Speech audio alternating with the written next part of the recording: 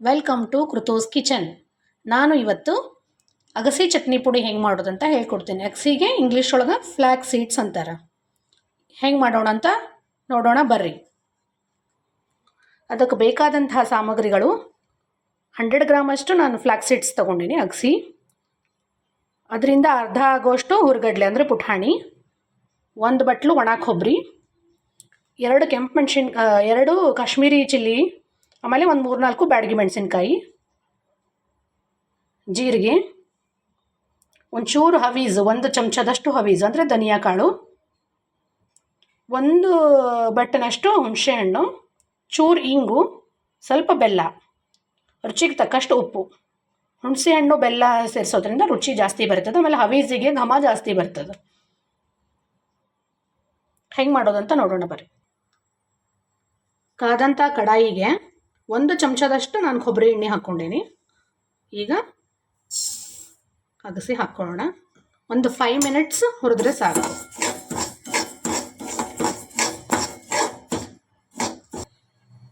Sound ಬರ್ಲಿಕ್ಕೆ start ಆಗ್ತದೆ, ಸಿಡಿಲಿಕ್ಕೆ start ಆಗ್ತದೆ. ಇವು ಆವಾಗ ಆಗಿದಂತ ತಿಳ್ಕೊಬೇಕು. ಕಲರ್ ಚೇಂಜ್ ಆಗ್ತದೆ. ಆಮೇಲೆ ನೋಡ್ರಿ ಹಿಂಗಾಗ್ತದೆ.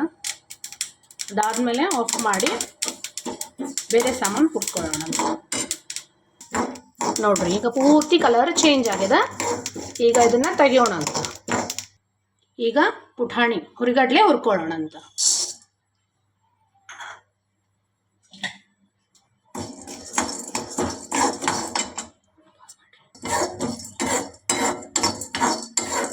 ಹುರಿದು ಹಾಕಿದ್ರೆ ರುಚಿ ಜಾಸ್ತಿ ಬರ್ತದೆ, ಅದಕ್ಕೆ ಹುರ್ಕೊಳ್ಳೋದು.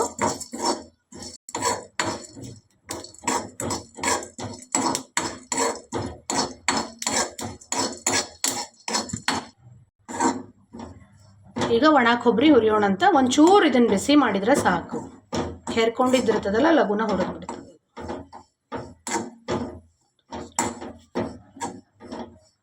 ಇದಕ್ಕೇನು ಎಣ್ಣೆ ಹಾಕೊಳ್ಳೋಕೆ ಬೇಕಾಗಿಲ್ಲ, ಯಾಕಂದ್ರೆ ಇದ್ರೊಳಗನ ಎಣ್ಣೆ ಅಂಶ ಇರ್ತದಲ್ಲ, ಅದು ಆಮೇಲೆ ಎಣ್ಣೆ ಬಿಡ್ತದೆ.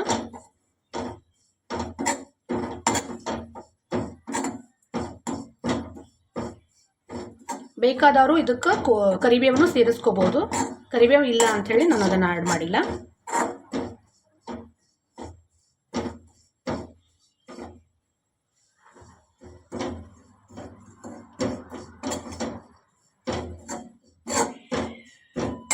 ಆಮೇಲೆ ಹುರಿದು ಹಾಕೋದ್ರಿಂದ ವಾಸನೆ ಬರಂಗಿಲ್ಲ. ಸ್ವಲ್ಪ ದಿವಸ ಇಟ್ಟು ತಿನ್ಬೋದು.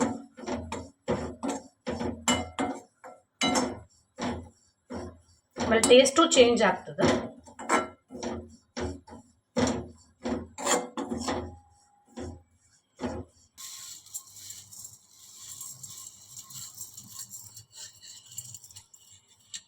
ಇದರ ಜೊತೆಗೆ ಕೆಂಪು ಮೆಣಸಿನ್ಕಾಯಿನೂ ಹುರಿದು.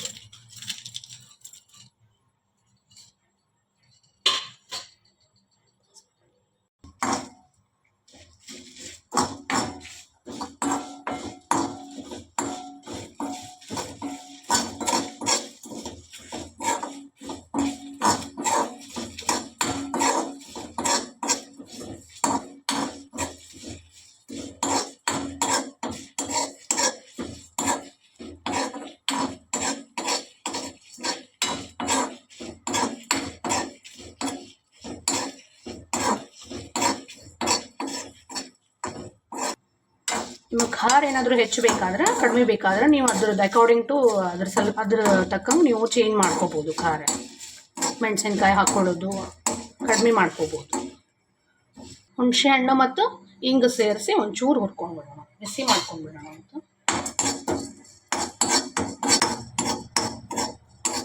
ನೋಡಿರಿ, ಹುಣಸೆ ಹಣ್ಣು ಹುರ್ಕೊಂಡ್ಮೇಲೆ ಒಂಚೂರು ಅದು ಗಟ್ಟಿ ಆಗ್ತದೆ. ಅವಾಗ ಮಿಕ್ಸರ್ಗೆ ಹಾಕ್ಕೊಳ್ಳಿಕ್ಕೆ ಈಸಿ ಆಗ್ತದೆ.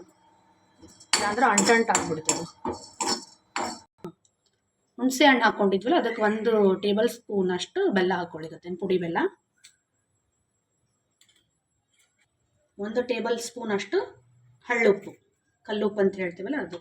ಇನ್ನೊಂದು ಚೂರು ನಿಮ್ಗೆ ಉಪ್ಪು ಜಾಸ್ತಿ ಬೇಕಿತ್ತಂದ್ರೆ ಒಂಚೂರು ಹೆಚ್ಚು ಕಡಿಮೆ ನಾವು ಮಾಡ್ಕೋಬೋದು.